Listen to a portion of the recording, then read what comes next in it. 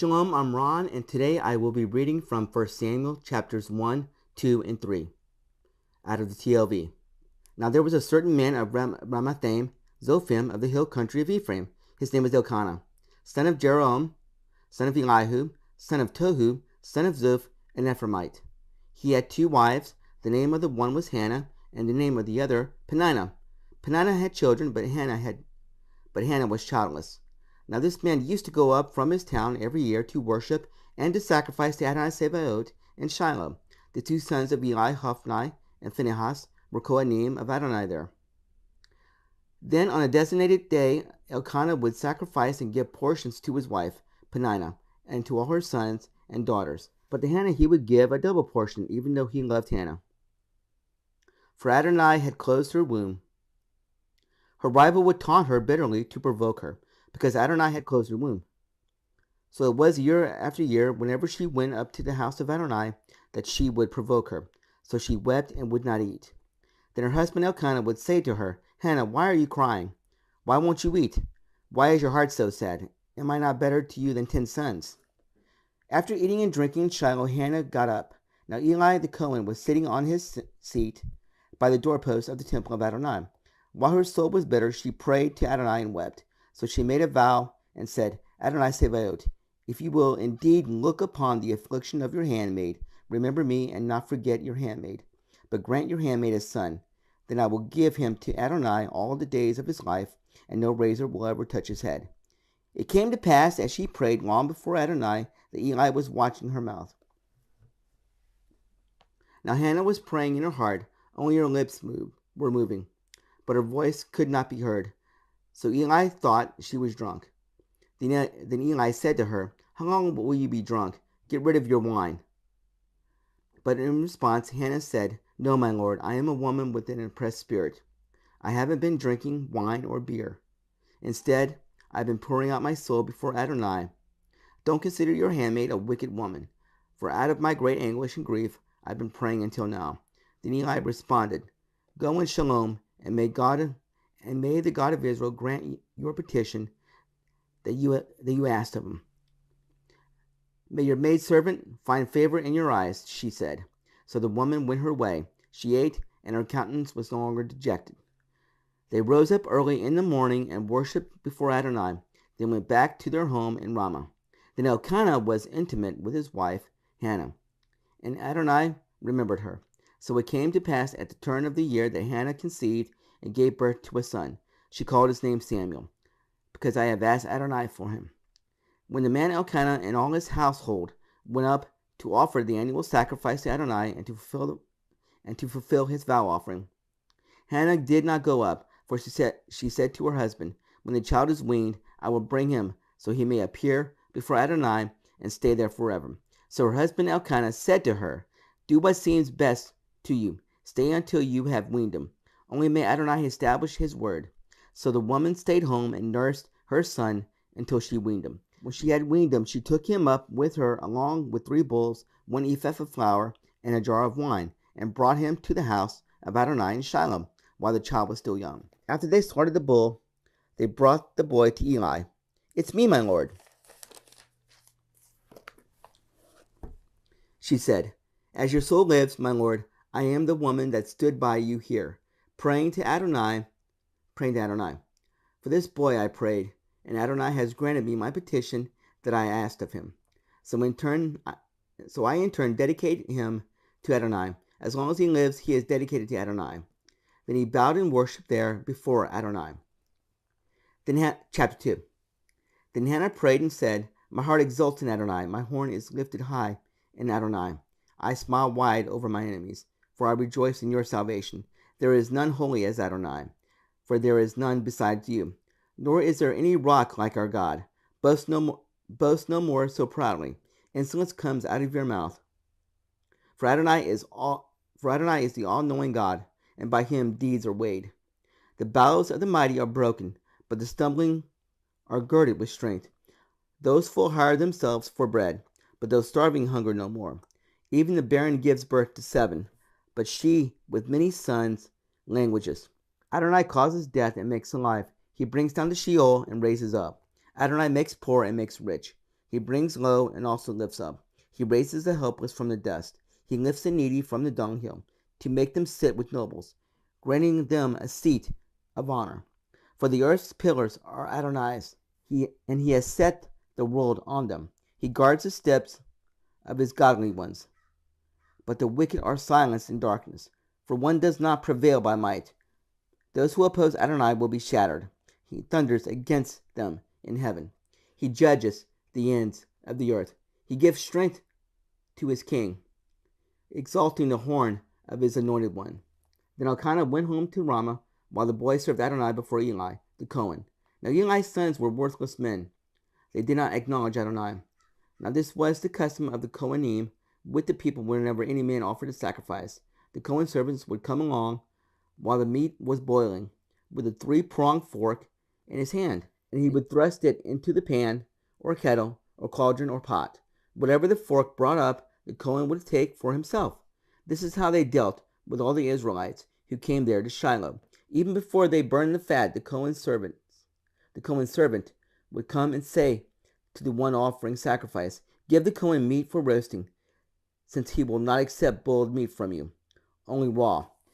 If the man said to him, "Let them first burn the fat up as smoke, and then take as much as you desire," he would reply, "No, but you must give it now, otherwise I will take it by force." Thus the sin of the young men was very great before Adonai, for the men despised the offering of Adonai. But Samuel was ministering before Adonai as a boy girded with a linen ephod. Moreover, his mother would make him a little robe and bring it to him from year to year, when she would come up with her husband to offer the annual sacrifice. Then Eli would bless Elkanah and his wife and say, "May Adonai give you offspring from this woman instead of the one she requested from Adonai." Then they would return to their place. So Adonai visited Hannah, and she conceived and gave birth to 3 sons and 2 daughters. Meanwhile, the child Samuel grew before Adonai. Now Eli had grown very old. He heard all that his sons did to all Israel, and how they slept with the women who served at the doorway of the tent of meeting. So he said to them, "Why do you do such things? For I hear evil reports from all these people concerning you. No, my sons, for this is not a good report that I hear Adonai's people spreading around. If a man sins against another, God may pardon him. But if a man sins against Adonai, who will intercede for him?" But they did not listen to the voice of their father, because Adonai desired to put them to death. Meanwhile, the child Samuel kept growing and increasing in favor, both with Adonai and also with men. Now there came a man of God to Eli, and said to him, "Thus says Adonai, did I not reveal myself clearly to the house of your father, when they were in Egypt, belonging to Pharaoh's palace? Also did I not choose them from all the tribes of Israel to be my Kohanim, to officiate at my altar, to burn incense, and to wear an ephod before me? Did I not give to the house of your father all the fire offerings of Bnei Israel?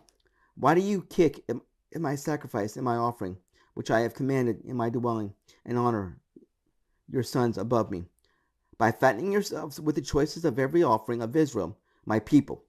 Therefore Adonai, God of Israel, declares, I indeed said that your house and your father's house should walk before me forever. But now declares Adonai, far be it from me, for I will honor those who honor me, but those who despise me will be disdained. Behold, the days are coming when I will cut short your strength and the strength of your father's house, so that no one in your household will reach old age. Moreover, you will behold the distress of my dwelling, despite all that is good that has been done to Israel. So no one in your household will reach old age forever. Any man of yours that I did not cut off from my altar would make your eyes weep and your soul grieve. So all the increase of your household will die as young men.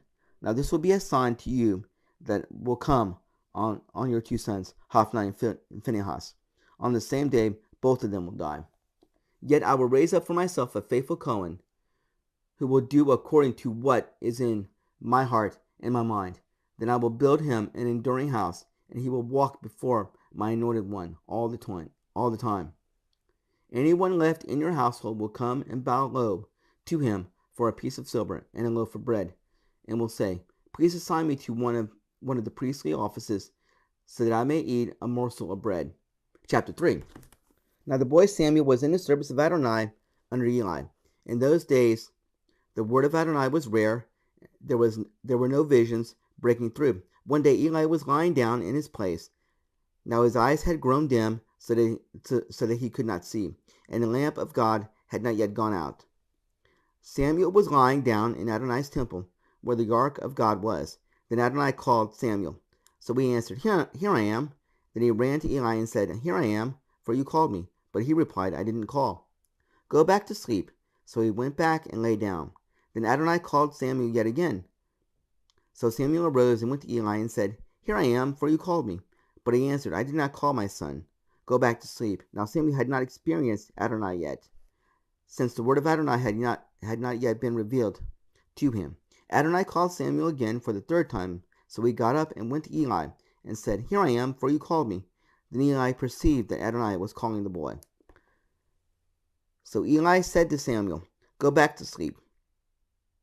And if he calls you, say, Speak, Adonai, for your servant is listening. So Samuel went back and lay down in his place. Then Adonai came and stood and called as at the other times, Samuel, Samuel. Then Samuel said, Speak, for your servant is listening. Then Adonai said to Samuel, Behold, I am about to do something in Israel at which both ears of everyone that hears it will tingle.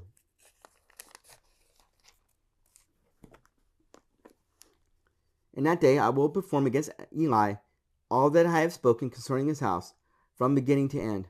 For I have told him that I am about to judge his house forever for the iniquity that he knew about, because his sons brought a curse upon themselves, yet he did not rebuke them. Therefore I have sworn to the house of Eli that the iniquity of Eli's house will never be atoned for by sacrifice or offering. Then Samuel lay down until the morning, when he opened the doors of the house of Adonai. But Samuel was afraid to tell Eli about the vision. Then Eli called Samuel and said, Samuel, my son, here I am, he replied. What is the word that he has spoken to you? He said, Please don't hide it from me. May God do so to you, and even more if you hide anything at all from me that he spoke to you. So Samuel told him everything and hid nothing. Then Eli said, He is Adonai. May he do what is good in his eyes. So Samuel grew up, and Adonai was with him, and let none of his words fall to the ground. Then all Israel from Dan to Beersheba knew that Samuel was entrusted as a prophet of Adonai. Adonai started to appear once more in Shiloh, for Adonai revealed himself to Samuel in Shiloh by the word of Adonai.